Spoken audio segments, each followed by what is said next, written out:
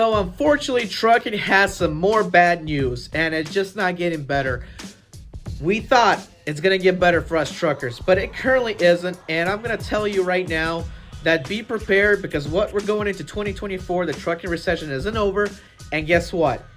It is going to get worse.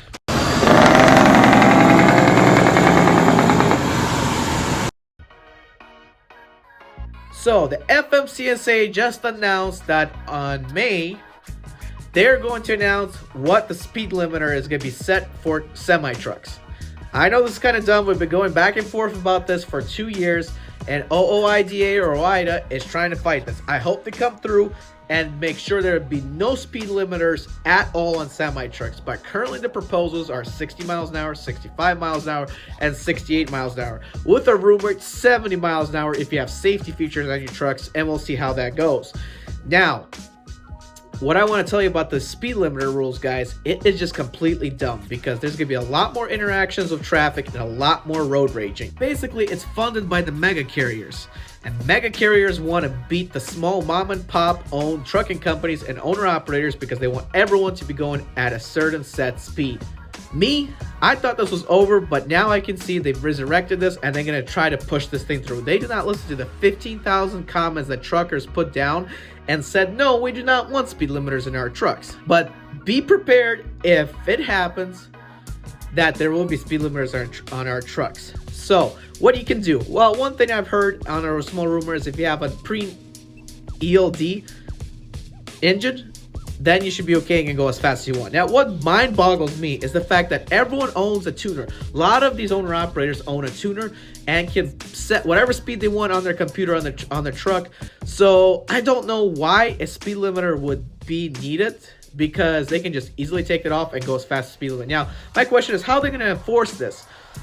I understand enforcing a speed limiter to be set on every truck, but I'm just wondering how they're going to enforce it on the highway, because the cops, they're there to enforce the speed limit on the signs, not what your vehicle is set to. So basically, if they don't have any enforcement, you can just take the speed limiter off and drive every day like a normal trucker.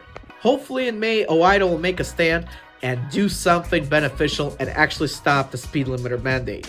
But in May, or if I hear any other news, I will probably update you on what's going on with the speed limiter mandate.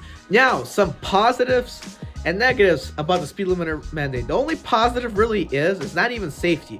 It is fuel economy. Now, it depends what kind of truck you drive and what the gear ratio is. I can tell you for a fact that when I drove in California, I used up more on fuel than driving at 70, because the mountains of California, when you don't build up momentum, you're basically gonna be going slower and using a lot more fuel to get up that mountain, as opposed to starting at 70 miles an hour.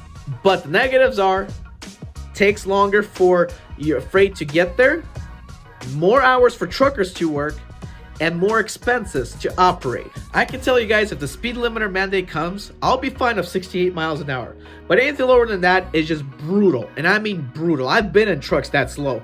It just takes forever to get to a location. A location normally takes you 9 hours to get to, might take you 11 and use up your whole clock. FMCSA has to keep in mind that when they do this, they need to put out a bill for minimum wage and a restructuring of how truckers get paid. If you're an owner operator, the rates have to go up, because if you're going to be stuck in a speed limiter, you need your rates to go up to basically cover your cost of actually taking longer to deliver a load than, say, if you were able to deliver 2 loads in a certain amount of time, it'd take you double that time to deliver 2 loads. And also, if you're an hourly rate, you're doing a good job, because truckers need to be at an hourly rate if this happens, because per mile is going to be out of the question, because obviously you're going to be driving less miles per day because of the speed limiter mandate.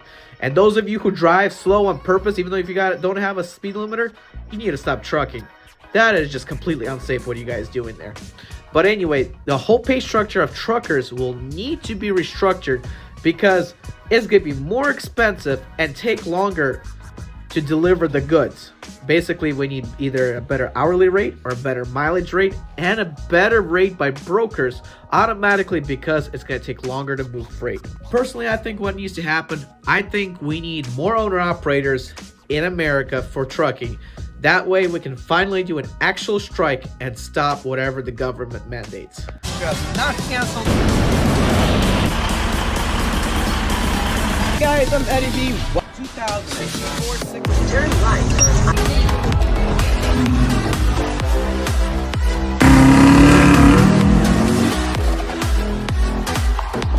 This particular package.